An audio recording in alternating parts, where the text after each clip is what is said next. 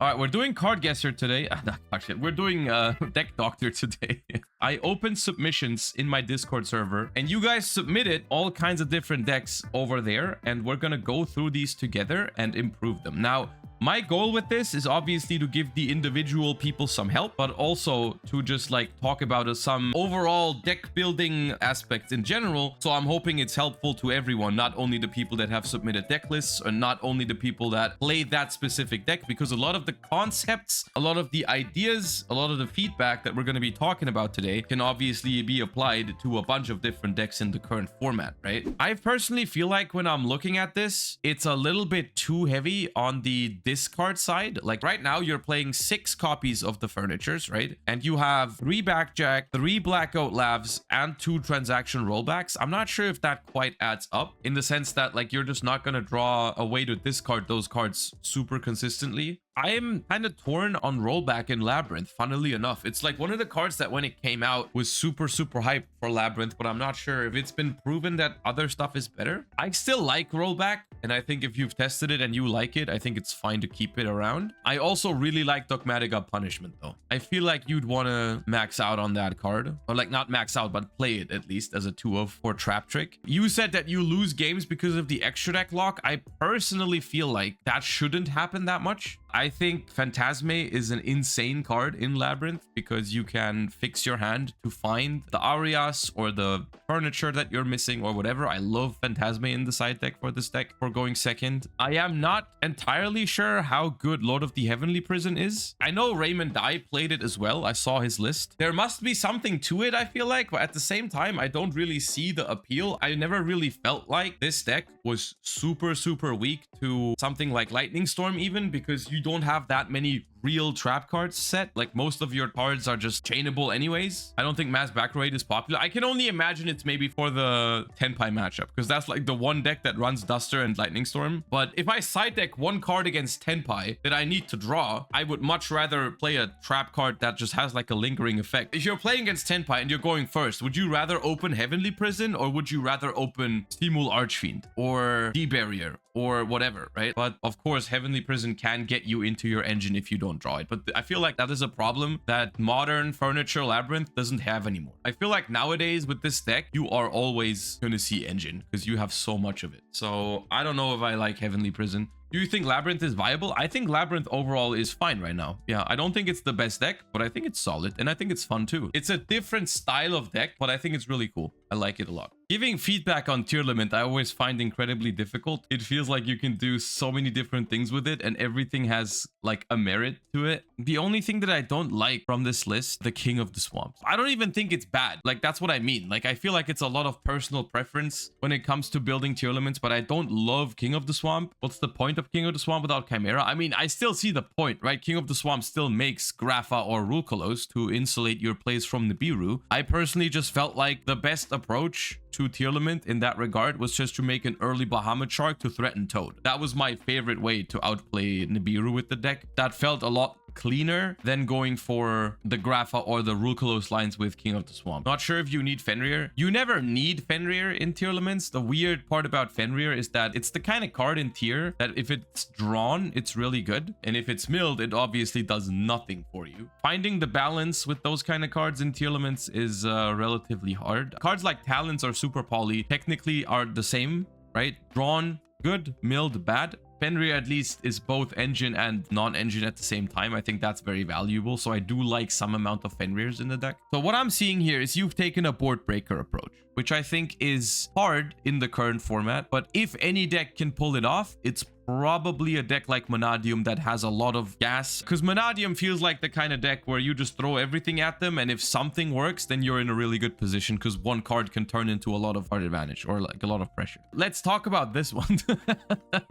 Why are you submitting me this? Oh man. My question would be if you think the format has evolved too fast for certain older cards to be viable and thus becoming rather redundant for the game. Would love to hear your opinion about that, and of course about my silly deck list. Yes, the game has evolved and certain strategies have not aged super well. One thing I did realize recently when I was bringing back the Paleo deck is that I do think some old strategies that people have almost forgotten about have certain advantages. That does not mean that they're actually actually good. For example, my paleo deck, I think, is a solid deck, but it has a lot of flaws. But I'm noticing over and over and over again, a lot of cards that people play because they are good in modern Yu-Gi-Oh, like hand traps or whatever, don't do anything to my outdated paleo deck, right? And the same is true here, right? Like the concept of chain burn is like something that modern Yu-Gi-Oh decks don't have a lot of answers for. I personally don't think this is something that can or should work, but it certainly would be enough to annoy some people. I think another core thing that you have to realize when you're playing decks like this is that you very much rely on your opponent to not know how to play around this sort of thing. If you're playing against someone who knows what to do against a deck like this, you almost have a 0% chance of winning. So this is the one thing that you're kind of signing up for if you're playing old decks like this, or outdated decks, or niche strategies, is that like they're not actually good. They're only good if your opponent doesn't know what to play around. I think this list looks very solid. For the most part, I agree with every decision. The only thing that is maybe a little questionable is the inclusion of Forbidden Droplet. I am noticing this a lot where people throw Forbidden Droplet into pretty much any deck that has graveyard synergies, which Memento does have. At the same time, nothing in Memento gives you an immediate advantage when it's being sent to the graveyard, right? Like you still basically need to be able to play the game after you Droplet before you can make use of those cards in the graveyard. The only real value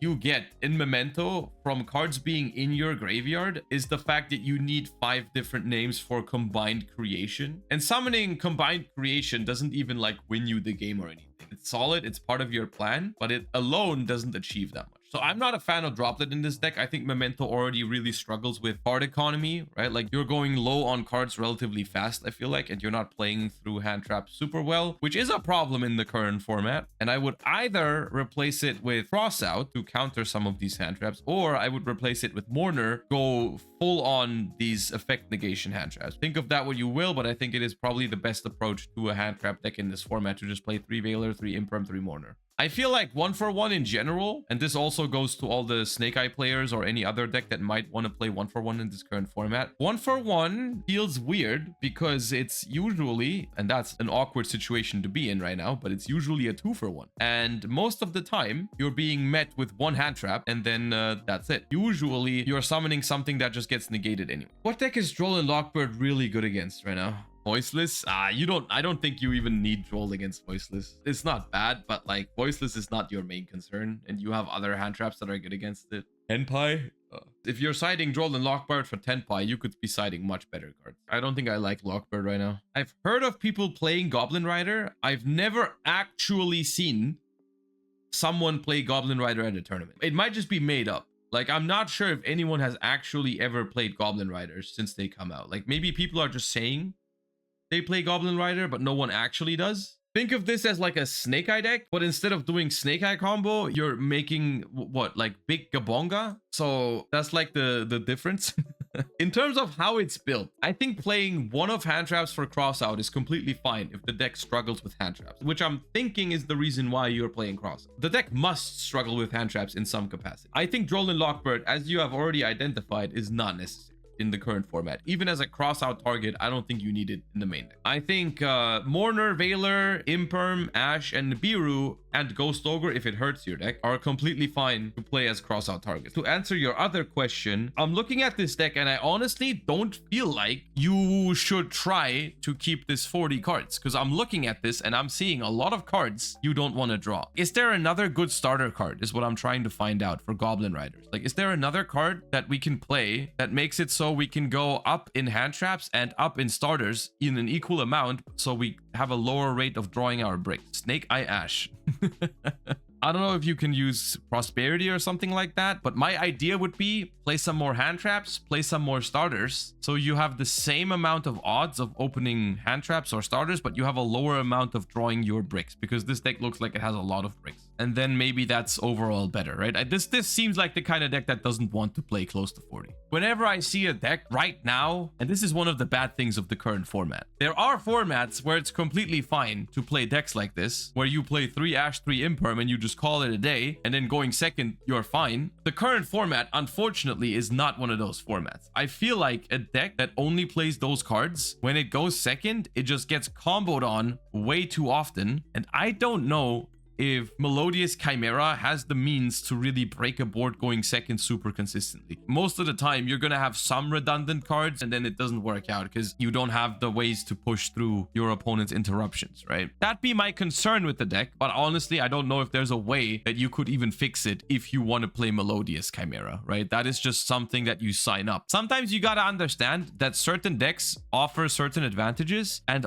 have certain disadvantages that you just accept when you decide to play a deck. You can't fix every issue of every deck, right? And I think one issue of Melodious Chimera is that you have low non-engine counts, so going second is going to be hard a decent amount of the time. Not always. Sometimes you draw 2 imperms and you're fine. I think if you have access to it, which shouldn't be that tough, right? But like the easiest suggestion for this would be to play Mourner, because that's just, look, I'm going to repeat this a couple times. We're going to see a lot of decks with Veiler, Imperm, and Ash today, and I'm going to say, if you want more hand traps, you can add Mourner. That's going to be a thing today with us, chat, okay? That's going to happen a couple more times, all right? That is the recipe for this format. Mini hand trap ranking in today's video. Veiler, Imperm, Ash, then Mourner, then Ogre, then Nibiru, I think. Sometimes Nibiru goes before the others. I think Nibiru is also strong, but that's like the top 6. Quick tier list Thursday. I'm looking at this deck. I'm seeing a good chunk of trap cards, obviously, because it's a trap tricks deck. So going first should already be somewhat okay. Honestly, that would be my instinct. If I'm looking at this deck, I would try to cut as many cards as possible or more hand traps. Is it really necessary to play 5 trap hole cards over hand traps, right? That is a question for you who submitted the deck. I don't personally know, but I think it would probably be better if you cut the trap hole cards to a minimum and play the maximum count of Mourners and maybe Ghost Dog. Honestly, I don't even know if you need evenly Lightning Storm at all, both in the current format and in this deck, because I'm looking at this and it's already kind of a hand trap deck. So you're trying to stop your opponent from building a board. What are you trying to evenly match, right? After like Veilering and Imperming them, maybe you can even cut those cards altogether if you want to make some room. This is not always true, but in deck building, generally, you want to try to have consistent strategies in the sense, not consistent in the sense of not bricking, but consistent in the sense of applying the same logic to your main and your side deck. Like if your main deck is super hand trap focused because you think that's the best approach to the format, I don't think it makes a lot of sense to throw a whole bunch of board breakers into your side deck unless they are for a specific matchup that your hand traps aren't good against or something, right? But for the most part, I would be trying to put more hand traps into a side deck when I'm already playing a lot of hand traps in the main deck, right? Like for example, situational hand traps at the moment include Bystials, DD Crow, which are phenomenal cards against branded, Ghost Bell, which is really good for some matchups, like for example, the Ostinato decks or branded as well, right? Those kind of cards are definitely a consideration if you're already main decking a good amount of hand traps. I think in general, right now, if you're building your side deck and you want to put in one card that helps you beat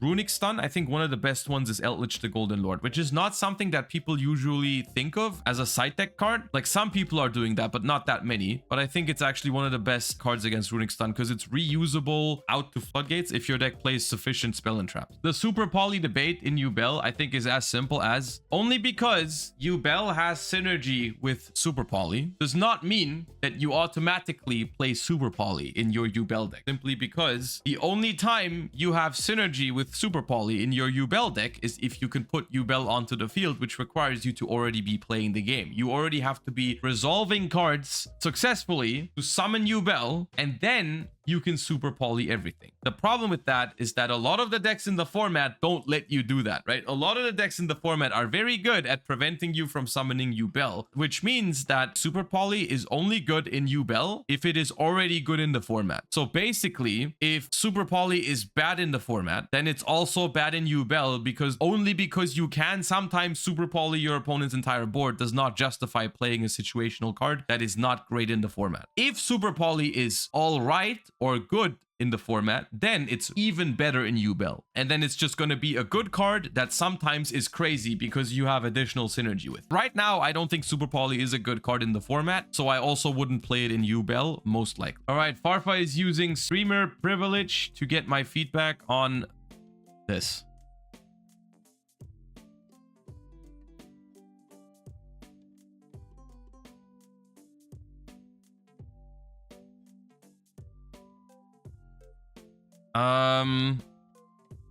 I like some of these cards. I like the Backjack. I like the Fiend Griefing a lot. I like the Dynamicious. The Trap Trick's really good too. I like the Karma Cannon and I like the Rollback. What I would do is I would take out the other cards. I would add Soldier Dragons, Laundry Dragon Maids, Olenoids, Morella, Leoncolia, Canadia, Rise to Full Height, Boboku, Reasoning, maybe Morganite. What else? What am I missing? Oh, Elemental Burst. Oh yeah, I forgot the most important part. So yeah, delete your Burning Abyss deck and play a modern trap deck, okay? Play the stuff that all the cool kids play, all right? Move on. What does this deck even do going second? Set 5?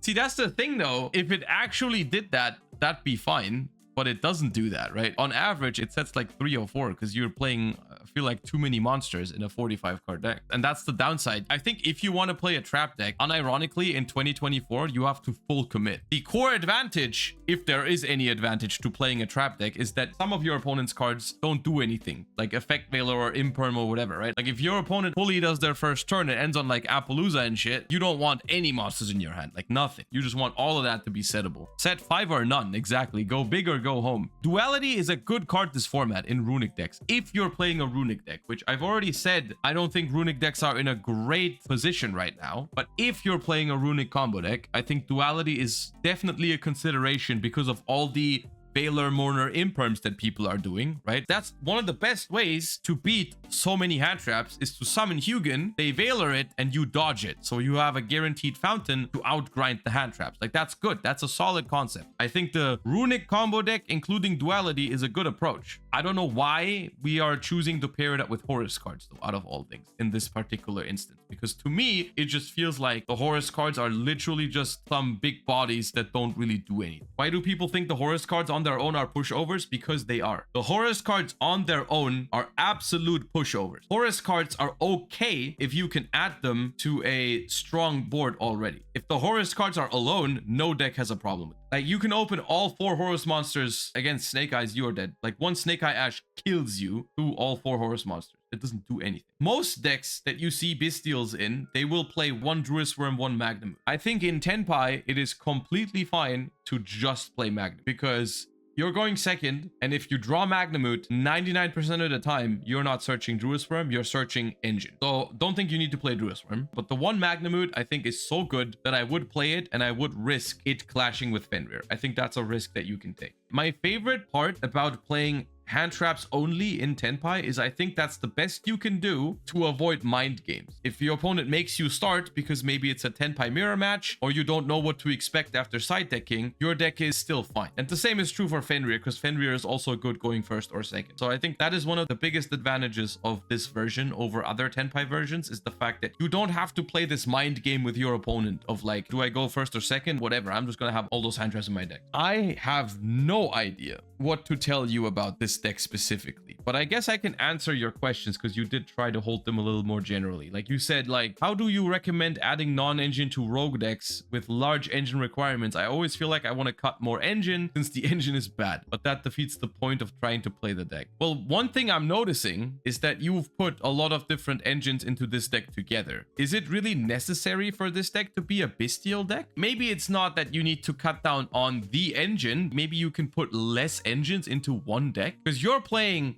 Relinquished, Resonator, Bystials, a Merly, and then a Magician Souls package. Maybe reevaluate if you need all of those together, because then it'd be simple, right? You just take out the Bystials, which is a whole, what is that, 8 cards, which would already put you lower than 40, and then you could easily replace those with some non-engine. I think you just need to decide which engines are the most important for your deck. Or another way how people very often solve this problem, which I don't know if it's the best solution to the problem, but what you can do is you can just don't care about anything and just jam it all in one deck. You know, like if you want more non-engine, just put more non-engine. You know, like the sky is the limit, or technically 60 is the limit. You know, you're playing a rogue deck, so you're clearly playing for fun. So you know what? Like, just screw some of that consistency. Just put some more non-engine in if you feel like you need more. Tell that to Paleo. Look, my Paleo deck has 58 cards already in Master Duel at the moment. So you know how I feel about that.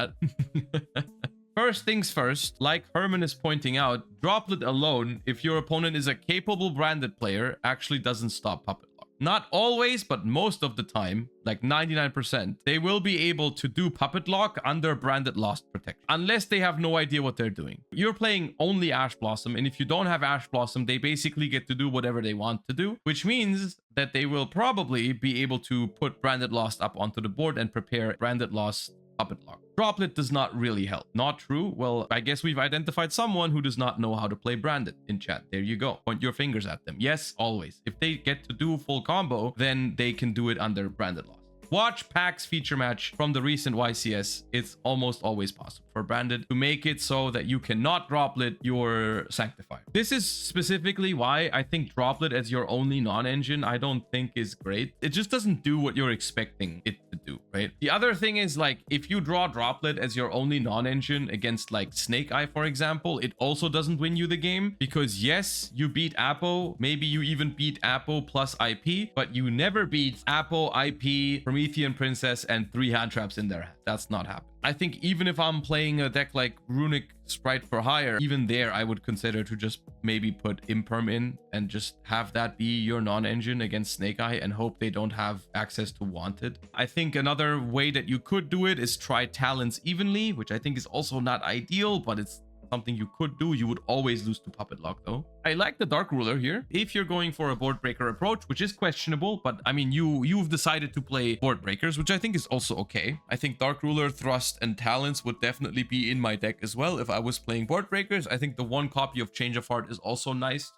steal Appaloozas. I think your main deck is fine. I wouldn't play Mind Control or Fenrir over Dark Ruler because I think they just don't do enough. In general, if you are main decking Thrust in a format with this many hand traps, you could consider running other good, like, one of trap cards. Like, for example, one thing I would be worried about is not having a good Thrust target against Snake Eyes, period. Like, just for Snake Eyes, which is the deck with 18 hand traps right now, I would really like to have a Thrust target. So maybe different dimension ground would be a suggestion. Karmic Cannon is also fine if you want something that you can side in every matchup almost. Isn't Simul Archfiends also decent against Snake Eye that can't do Link stuff anymore? Yeah, it's okay, but they could still do a lot of stuff. It depends on what else you have. If it's like only Simul Archfiend, they can still put up a lot of damage just with main deck monsters. The field spell makes all their shit almost 2000 attack. Then they go into like Flamberge. They make like Promethean Princess, bring back 2 little guys. The Promethean brings back the Flamberge, and then the Flamberge pushes like your only monster into the spell and trap zone. You might just die, right? Like, it can randomly happen that they just punch you to death if you don't have anything else. And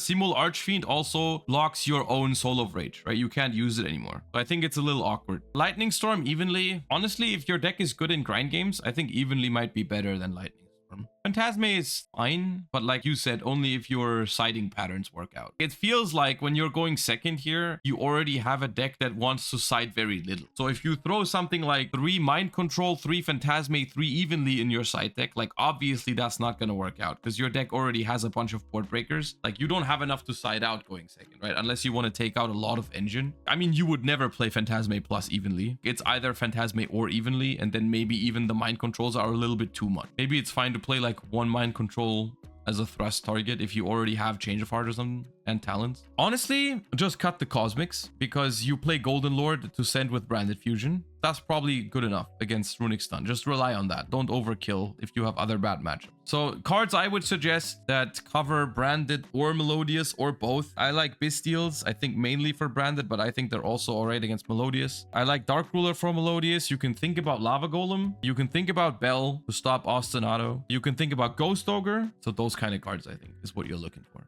I'm not sure what kind of draw power you could play. I don't think that this is a deck that can play Desires. I think any deck with Ken and Gen, I'm just always really inclined to play 3 talents in. So that would also be more draw power sometimes through hand traps. Oh god. 50 card Sprite Adventure Melfi. We're getting to the point where the decks are starting to get a little crazy. Okay. I was about to say this seems like a deck that would completely tear up a Latin American YCS. This is like the Latin American version of European Rika. I remember a time period where like everything in the world was won by other decks, but then in Latin America, it was always for some reason Adventure Sprite that would like win. It's baffling to me. Are you keeping it 50 cards by principle? Because why is there 2 Ash Blossoms? Why are there 2 Ghost Ogres? You went all the way to 50 cards, but you couldn't fit the 3rd Ash? The 3rd Ash was too much. If you're going to 50 cards with your deck, you definitely want to be playing 3 of these kind of cards. Absolutely. They even said in their message, 3rd Ash and Ogre in the side to minimize the chances of having multiple hard ones per turn in hand, while being able to pivot into 3 copies for matchups where I really want to see 1 or both of them. Maybe that's a concern that you could have in a 40 card deck, but in a 50 card deck, just play 3 Ash. It doesn't happen that much. Even in 40, most of the time you want to play 3 Ash Blossoms, but like in 50 especially, just play this. I may not know much about Valmonica specifically, but I know a good bit about the current format. And I think in the current format, what you're trying to do is solid. Like you're trying to play an engine like Valmonica and you're pairing it up with a lot of hand traps. That is a solid recipe in the current format. You say that your deck struggles with 1 hand trap sometimes, so I like the fact that you're playing the Cross-Eyed and the Called By. I think you can slim down the deck even more by taking out the Talents, because I think if your deck loses to 1 hand trap, then Talents isn't even that good because Talents doesn't stop the hand trap. Talents only is like, oh, I'm gonna look at your hand and see if you can kill me next turn, and sometimes the answer is just yes. So taking out Talents is fine. I think you would want to play a 3rd Veiler. I don't know why you're playing 3 Ogre and only 2 Veiler. I think Veiler is probably the 2nd best hand trap this format after Infinite Impermanence. Definitely play 3 Veilers and maybe even get the deck closer to 40 to see your good cards more often. If your deck is weak to hand traps, the best thing you can do is make it 40 cards and play Cross Out to be able to see that card as often as you can. I'm not a big fan of the side deck construction in this one. You're side decking Dark Ruler, Lightning Storm evenly, and Feather Duster when you're main decking like 12 hand traps after you add the 3rd Veiler. That doesn't make sense because you're stopping your opponent from making a board. You want to play maybe Mourner, maybe Nibiru, maybe Crow, depending on which matchups you have a problem with, but you don't want to side Boardbreakers in a deck that main decks this many hands. And I see this a lot of times. Like people look at Dark Ruler and Evenly and they think like, yeah, those cards always need to be in my side deck. No, they don't. Why are you following the strategy in a format where those cards are not great? Ooh, we have someone cooking here. I tried to build my favorite deck Centurion with this very strong engine Melodious. I must say, when I go first and the opponent lets me play, they can't really beat my end board. Also, it doesn't lose to Dark Ruler or Evenly. Okay, so what you're saying is, if you're going first and you're not getting hand trap, you're usually winning the game?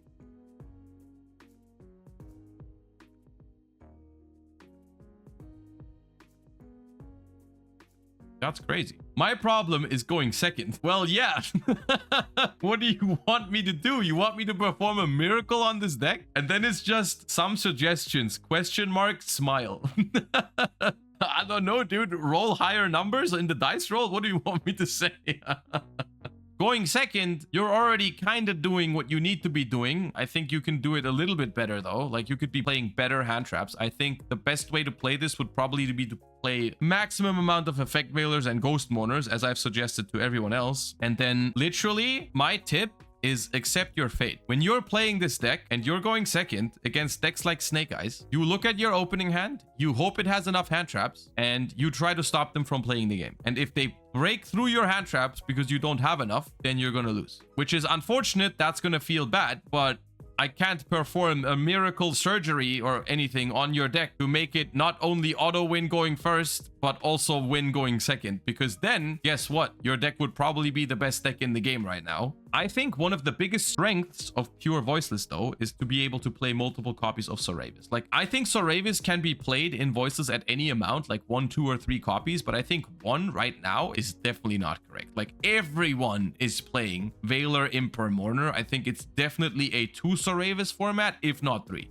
Suggestions for the side deck. The side deck is okay. I'm seeing so many Cosmics and Evenlies today in general. Ignoring which deck you're playing, tell me in chat right now, what kind of matchups do you think these cards are good for? Floodgates are a thing.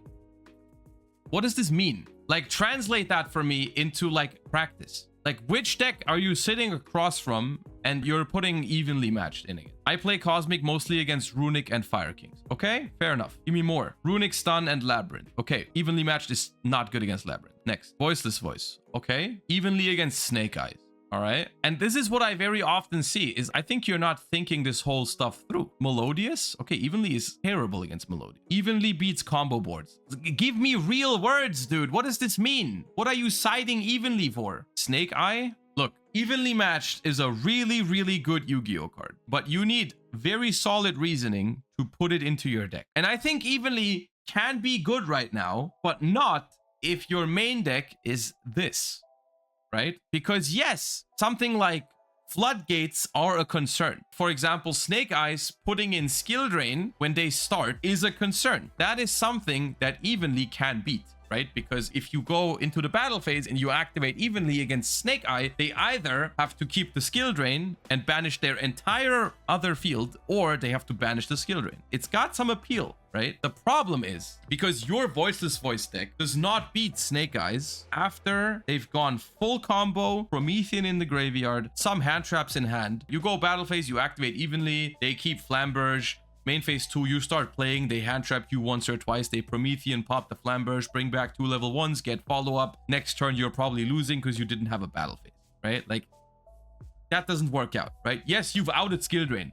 Congratulations, but you've lost to the Snake Eye part of their deck. So that would only work if your deck can actually beat the Snake Eye deck by just activating even. I think evenly is only good if you're not playing a bunch of hand trap, because I think evenly is fine going second when you have 6 cards in hand and one of them is evenly, but it's not fine if you've used 2 hand traps previously and then all of a sudden you have a hand of 4 cards and one of those is evenly. That's not good enough. And so when your deck has this kind of non-engine, I don't like evenly. People are too lazy for siding patterns, I feel like, so they add cards that seem powerful. I mean, that's the thing. The cards are powerful.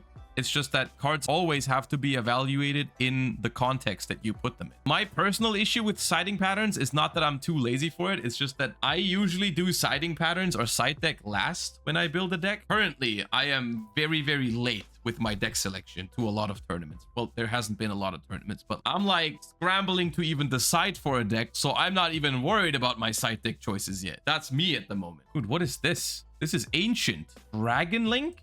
Playing Dragon Link for the last regional of the season and for NAWCQ. I'm using Crossout over more hand traps because even though Dragon Link can play through hand traps, it's very difficult to play through several in one turn. So being able to limit that helps a lot. Bystials can be hand traps as a certain deck, so you can normally still have some interruptions going second. 45 cards is like the smallest Dragon Link deck I've seen in a long time. I mean, I understand you're playing all those hand traps for Crossout. I get it. Unironically, just play more cards, dude. It's Dragon Link. Dragon Link is fine playing more cards. Put third Safred and then max out. Play more Veilers, Imperms, more, all that. Perfect number. Play 54. I calculated in my head. Trust. This is 45 plus 2 Ashes were 47 plus 2 Veilers 49 plus 2 Mourners 51 plus 2 Imperms 53 plus 1 Safred 54. Yeah, perfect. 54 is optimal. Like I said, that number just came naturally to me. I don't know how I did that. I think this is what always has made Dragon Link powerful, was the mix between hand traps and combo, right? It's never been just one or the other. And I feel like that's what you should be trying to do. This deck is not bad. I mean, I think Salamangreat is not bad. I don't know if this 60 card version, I haven't seen this before, by the way. You said inspired by Ryan Yu. I've never seen Ryan Yu play this. I must have missed the memo on that. If they draw Rivalry, I quit. Sometimes they will. What you've done here is you've put all of the cards into one deck. So what I would do now is I would start cutting. I would start cutting down to the most essential stuff. I don't think you need to reach 40. I do think there is some cards in here that have lower quality than others. Purely Salamangreat Weasel that is searchable by Cyber's Wicked does not need to be a 3-of. Right? So on and so forth. Is Wicked the only Mathmech card we accept? I mean, Cyber's Wicked is not a Mathmech. It's a Cybers. What's the difference? I mean, Mathmechs are all cringe and Cyberses are just mostly cringe.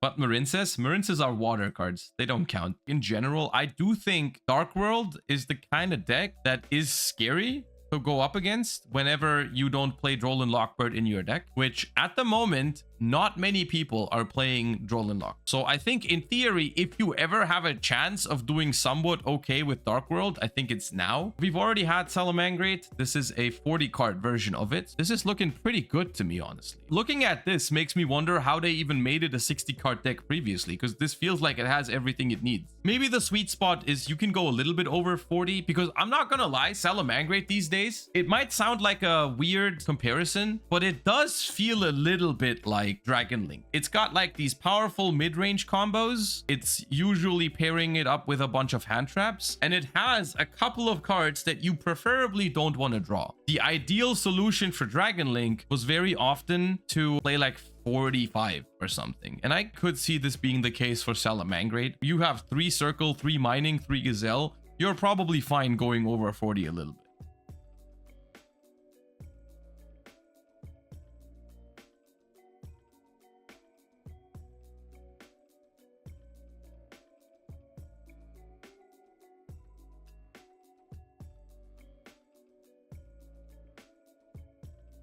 Next up, we have Raid Raptors, which I'm gonna be honest with you. I don't know Raid Raptors. I'm sorry. Them birds.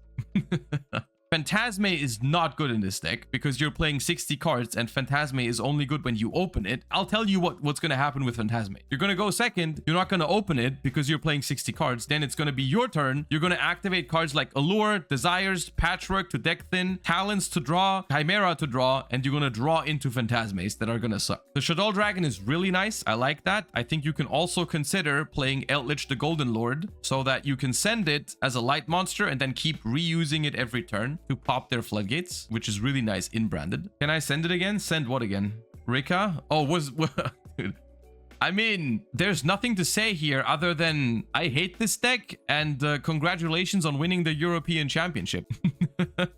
So your idea is Hugin plus level 4 tuner makes Muddy Mud Dragon. Then you use that Muddy Mud Dragon to fuse into Albion. Then you use the Albion to fuse away the Muddy Mud Dragon into Grand Guignol. The Grand Guignol sends Lubellion. This is basically a way to get regained if you don't draw Lubellion, is what I'm getting, right? Unironically, I don't hate it. The cool thing is you don't have to play any main deck bricks for this. Like, it doesn't change your main deck at all. It's just another option that you have that you can take sometimes if you really want regain, which regained is really important. The problem is that it takes you Albion, Grand Guignol, Muddy Mud Dragon, and a rank 8 in the extra deck, 4 slots in a deck that already struggles massively with extra deck slots. That is awkward, but it's not a bad line. I like the creativity in the line. You just have to really think if that extra deck space is worth it. Dude, there's a second chain burn. It's not different than the first chain burn. It's like 1 card difference. Why is there a standard chain burn list? Is there a chain burn community? Yeah, and why is chain strike still limited? I just now realized that too. What the hell? There is a chain burn Discord?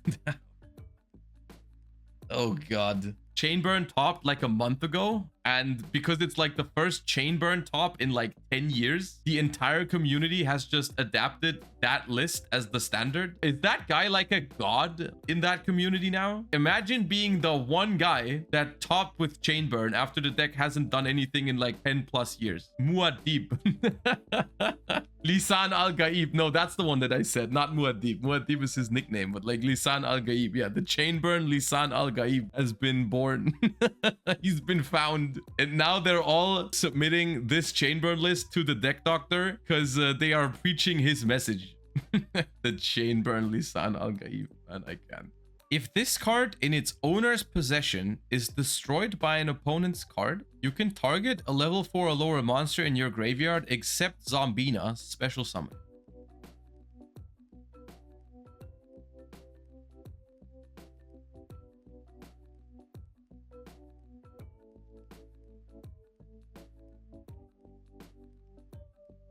Is this a small world bridge? Bro, look, I've said this before. Small world is a red flag.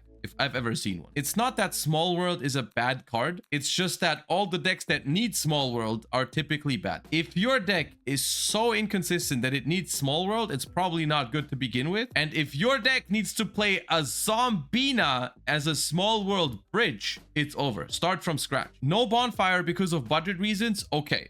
Your deck is going to brick a little bit more, but don't replace it with Small World and Zombina. It's not the same thing. It's not even close to the same thing. I think if you don't have Bonfire, it's better to accept that your deck is going to be slightly less consistent and just like not play Small World. It might suck to lose some games to bricked hands, but I would rather just cut the Small World and the Zombina and play like Mourner and then call it a day. Just have a deck that's slightly less consistent. I feel bad because they took the time to write down all the Small World bridges with Zombina. Like it's a whole paragraph in their submission is like Zombina is the perfect Small World bridge from any Ascent monster to Vados or vice versa. And I just said, please don't do that. But please don't do that. I think it's a successful stream. I think we're done.